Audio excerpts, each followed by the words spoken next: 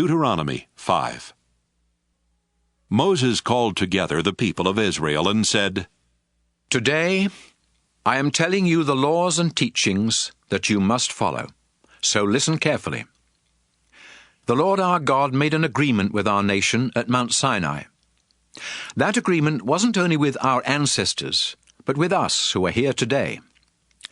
The Lord himself spoke to you out of the fire, but you were afraid of the fire and refused to go up the mountain. So I spoke with the Lord for you. Then I told you that he had said, 'I am the Lord your God, the one who brought you out of Egypt where you were slaves. Do not worship any god except me. Do not make idols that look like anything in the sky or on earth or in the ocean under the earth. Don't bow down and worship idols. I am the Lord your God, and I demand all your love. If you reject me and worship idols, I will punish your families for 3 or 4 generations. But if you love me and obey my laws, I will be kind to your families for thousands of generations. Do not misuse my name. I am the Lord your God, and I will punish anyone who misuses my name. Show respect for the Sabbath day. It belongs to me. You have 6 days when you can do your work, but the 7th day of the week belongs to me, your God.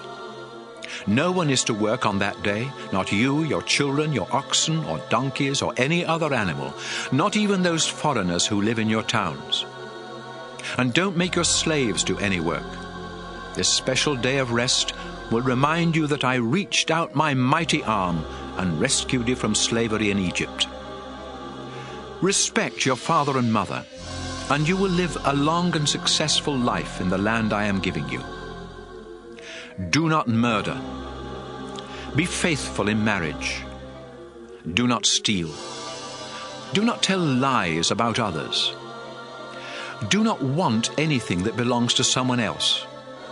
Don't want anyone's wife or husband, house, land, slaves, oxen, donkeys, or anything else." When we were gathered on the mountain, the Lord spoke to us in a loud voice from the dark fiery cloud. The Lord gave us these commands, and only these. Then he wrote them on 2 flat stones and gave them to me.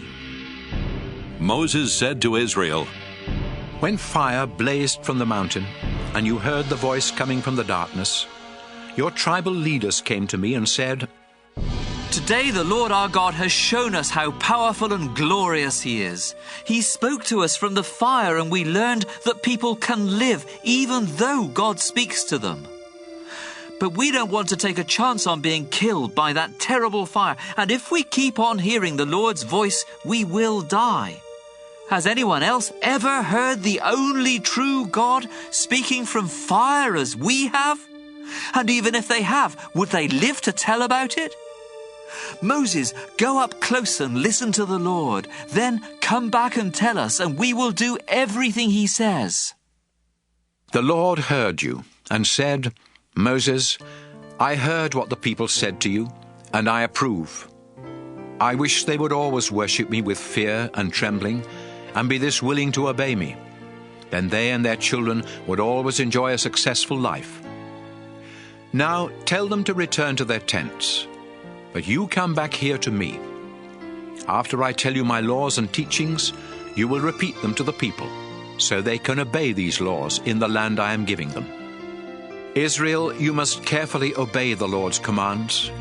Follow them because they make a path that will lead to a long, successful life in the land the Lord your God is giving you.